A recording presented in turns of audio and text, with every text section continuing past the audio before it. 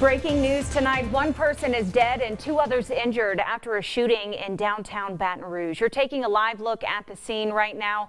Baton Rouge police say this all happened on Myrtle Avenue. We turn first to developing news tonight out of Minneapolis. As you just heard, Derek Chauvin has been found guilty in the 2020 death of George Floyd. The effects of Hurricane Laura could also be felt here at home. As you can see, crews out working to remove trees from the roadway earlier today. This was the scene this morning on Highland Road. And we have some breaking news just into our newsroom in the last few minutes. The Ascension Parish Sheriff's Office is currently investigating a deadly shooting. LSU police just confirmed moments ago the body found in the Mississippi River yesterday is that of missing LSU student Corey Goche. We just got that information moments ago. The cause of a massive fire at a local furniture store is still under investigation tonight. Take a look at this. This was the scene there at an In-N-Out furniture store off of Plank Road. One person is dead and another in the hospital after an early morning shooting.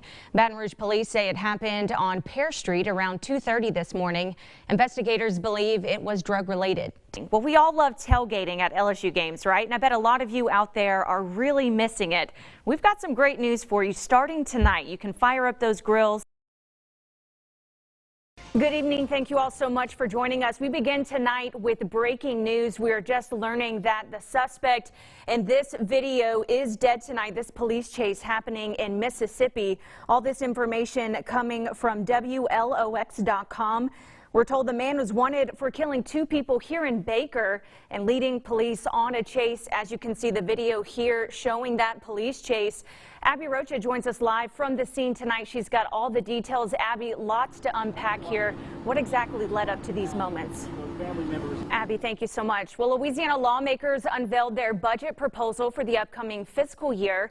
And with COVID relief money up for grabs, there's a lot of debate on where that money should go. Political reporter Shannon Hecht joins us now with the details. Shannon, what's the plan for that money right now? All right, Shannon, thank you. Happening now, if you live in Livingston Parish, you do have a chance tonight to find out if your home is in compliance with flood zones following the flood of 2016. Now, right now, parish leaders are holding a town hall meeting at the parish council chambers for people who got a letter of substantial damage from the government. Officials are there to help explain those letters and the options that are available for you if you got one. That meeting runs until about 5:30, but we are told there are long lines tonight. We've got more information for you about those letters and what they mean on our free Be Our Proud app. Now to the latest on the coronavirus here in Louisiana. The State Department of Health reports nearly 800 new COVID-19 cases over the last 72 hours and 11 additional deaths. Just over 300 patients are in the hospital tonight. Meanwhile, vaccines are increasing slowly with 40,000 new doses going out since Thursday, and more than 1.2 million people have now been vaccinated statewide. If your home was damaged in February's winter storm, the deadline to get federal aid is coming up. That deadline to apply for FEMA aid is next Monday. That is May 10th. That's also the deadline to apply for low-interest disaster loans. We've got more information for you, including how you can apply on our Be Our Proud app. Well, the final round of interviews for LSU's next president kicked off today. Today, students and staff got their chance to ask Dr. James Henderson about how he would run the university if he's selected. Now, for the last 16 years, Henderson has worked in the Louisiana higher education system as the system president of the University of Louisiana. He was asked about online learning, cost of education, and harassment issues. When you see it in an educational environment. The remaining two candidates will be interviewed by students and staff over the next couple of days. LSU baseball is changing their plans this week ahead of potential severe weather happening tomorrow. The Tigers' Tuesday game against crosstown rival Southern was moved up to tonight. First pitch actually just happened a few moments ago. Remember, Alec Box Stadium is back to full capacity tonight. You still got time to make it out if you'd like to catch that game. I'm going to be going up in one of these later this morning. I got to get myself prepared. We're going to send it back to you guys in the studio. Hit it, my friend. Woo! We are live out here in Ascension Parish. We are kicking off this morning with some breakfast. Yeah. Great way to start the day. We've got Chef Jay Ducote joining us. Good morning to you. Good morning, Carly. How are you? I'm doing much better now that we've got some food on the grill this morning. Good morning. Jaron, and happy Mardi Gras to you and everyone watching this morning. Like you said, it is early in the morning and the streets are already filled down here in New Orleans.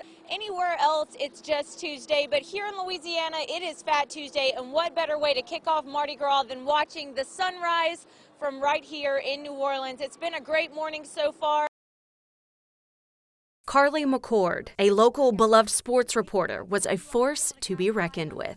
Somebody described her as a force of nature, and I think that's a pretty good description. McCord tragically died in a plane crash in Lafayette. She was just 30 years old. We definitely want to remember who she was because she was special. She was known for her hard-hitting sports career, working for WDSU in New Orleans, the New Orleans Saints, and Pelicans.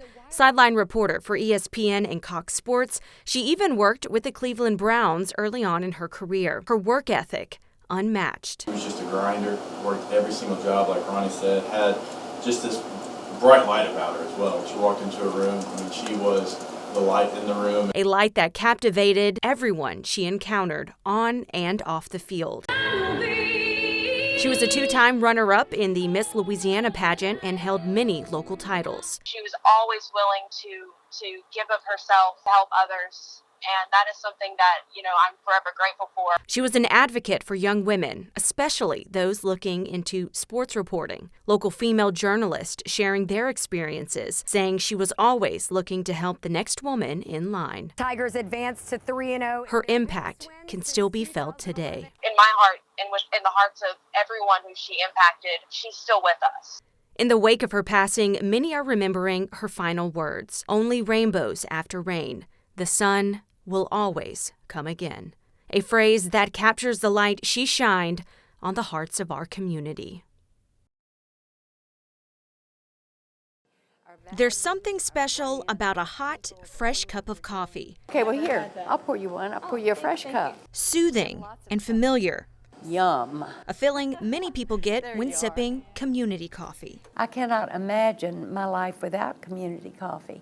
Donna Siraj, manager of CCC Holding, joined Community Coffee back in 1957. Little did she know this small family business would be a staple in homes across Louisiana 100 years later. We didn't drink that much coffee, and I learned to drink coffee and learned to love the product and love the business. Even though she wasn't running the company, she played a big role in shaping it to what we know today. I remember when I first started serving on boards, I was maybe the only woman on the board. As society evolved, so did her mindset on business. But I found that as more women came on boards in making the decisions, we became more and more valued. It wasn't that way 50 years ago. Now in 2019, Siraj says there are no limits for women. In fact, she was named this year's most influential woman in business. It was such a joy to stand up there with 9 incredible women and to think that I'm one of them. But no matter how much has changed over the last century, one thing has always remained the same. New ideas come in,